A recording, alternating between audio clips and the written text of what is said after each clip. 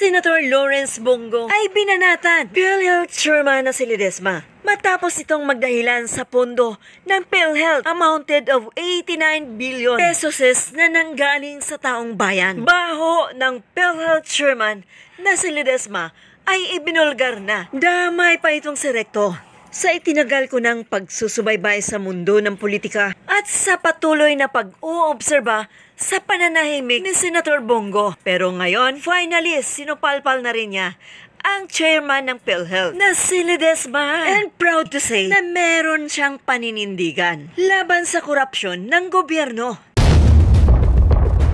Ito'y patungkol sa corruption sa halagang 89 billion pesos na nagmula sa ating mga PhilHealth members para sa kanilang kalusugan. Pero ito'y patuloy na pinahirapan ng gobyerno sa pamumuno ng chairman na si Ledesma at damay na si Recto. Wala na talagang matino sa administrasyong adiktador. Una, ang kasinungalingan ni adiktador sa kanyang zona. Ito'y patungkol sa flood control budget na umabot na ng trilyones. Pero ang buong kamay nilaan ay nilunod na ng baha at maraming apektadong pamilya. Kaya nakakahiya na itong administrasyon ni Marcos Jr. At dapat na itong maparusahan ang mga corrupt politicians. Ang patuloy na pagpapahirap sa member ng PhilHealth ay hindi naramdaman ni Chairman Ledesma dahil hindi ito nanggaling sa pamilyang mahirap. Kaya wala siyang pakialam sa mga nararamdaman ng taong nasa laylayan. Kaya sinupalpal ito ni Senator Christopher Bongo. Hindi po katanggap-tanggap na may pondong nandyan na hindi nagamit para matulungan ang bawat Pilipinong miyembro naman ng PhilHealth. Nagtsatsaga na po ang Pilipino sa hindi gaanong kalakihang benepisyo dahil akala nila wala na kayong pera.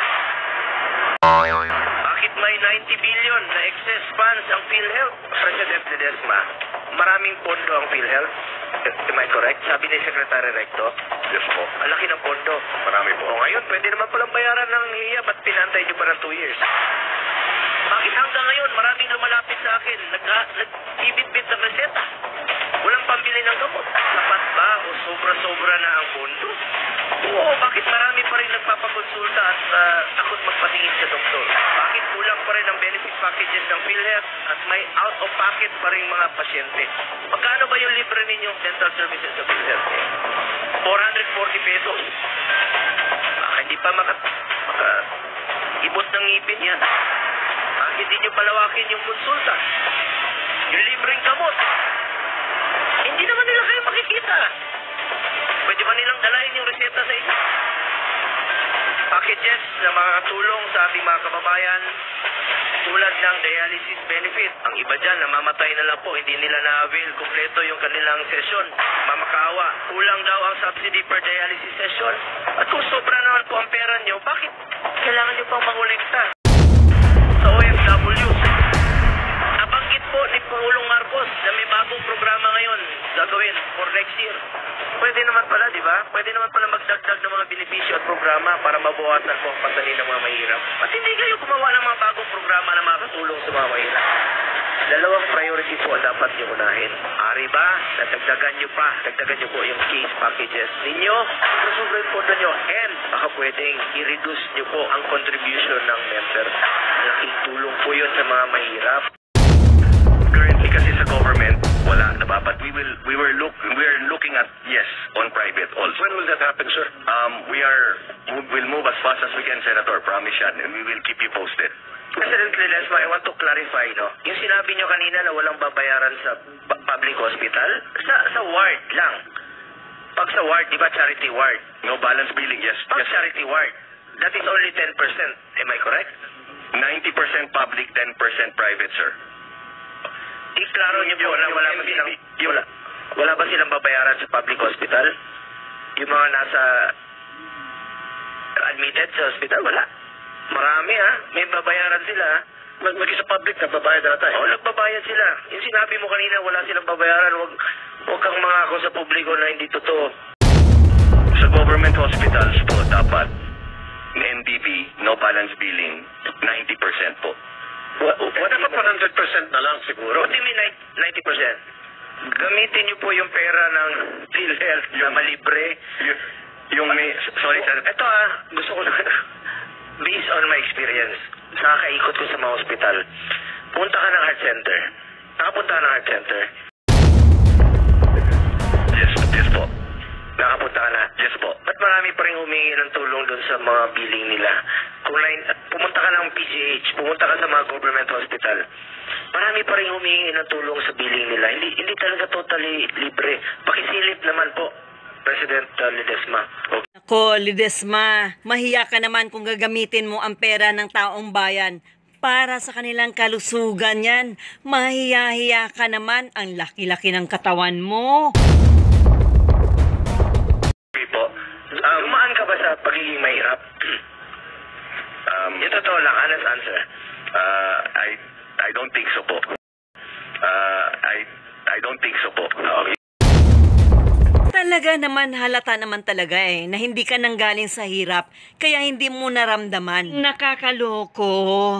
Yun lang I'd like to think we've been financially... Pasyalan niyo lang po as President ng PhilHealth. Puntahan niyo yung mga hospital kung hindi ka ba dumugin doon sa mga hospital billing. So, subukan niyo lang po. Samahan kita. We resume our discussions on the state of health services in our country.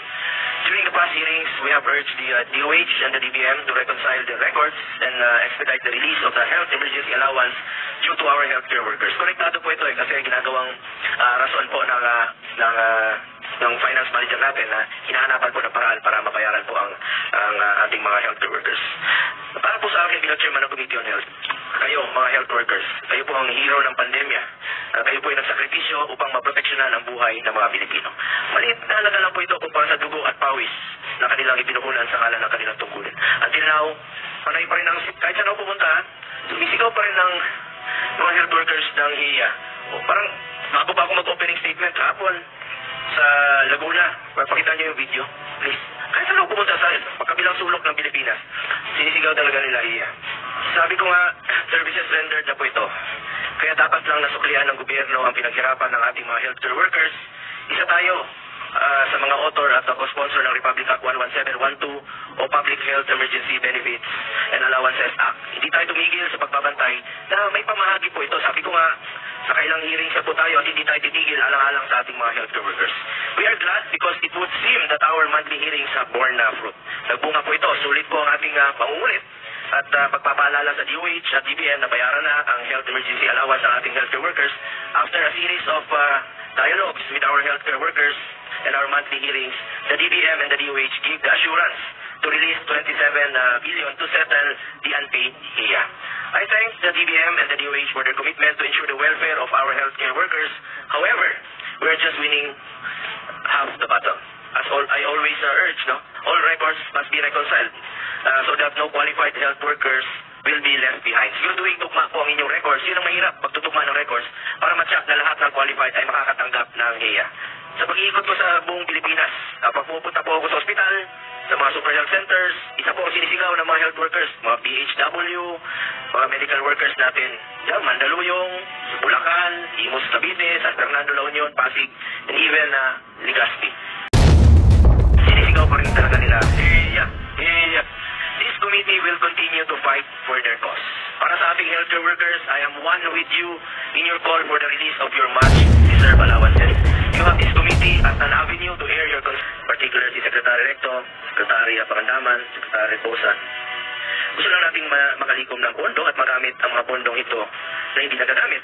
Intindihan ko po yan, panahon ng pandemya, former Secretary, mga finance manager, naghahanap talaga ng pondo. Kumbaga nagwawali sila ng natitirang pondo na hindi nagagamit. Pero ang concern natin dito, saan bang programa ito magagamit? Legally, baka meron kayong magandang sagot o palusot.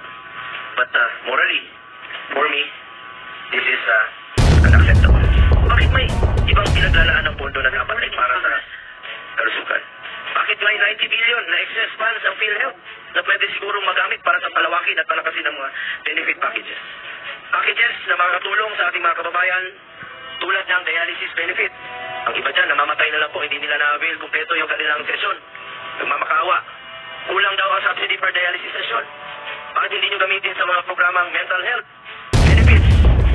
Ang dami po na-apektuhan sa panahon ng pandemya sa mental health. Ang iba, nagsisuicide pa. Free benefit packages para sa malaking sakit. Di benefit packages para sa malaking sakit. Hindi nyo malawakin yung konsulta. Yung libreng gamot. Bakit hanggang ngayon maraming na malapit sa akin, nag-ibit-bit na reseta. Walang pambili ng gamot. Hindi naman nila kayo makikita. Pwede ba nilang dalahin yung reseta sa inyo? At hindi kayo gumawa ng mga bagong programa. Nabanggit po ni Pangulong Marcos na may bagong programa ngayon gagawin for next year. At hindi kayo gumawa ng mga bagong programa na makatulong sa mga mahirap. Dental services. Magkano ba yung libre ninyo dental services sa PhilHealth ngayon? 440 pesos. Hindi pa maka-ibot ng ngipin yan. Makalinis ang ang dami po mga kababayan natin. Ngayon, may lumapit sa akin sa Cebu. Bumi na siya. Gusto niya ng ngipin. Wala ba kayong mga programa na maayos para sa dental services? Marami pang iba na maaaring makatulong sa mga pasyente. Bakit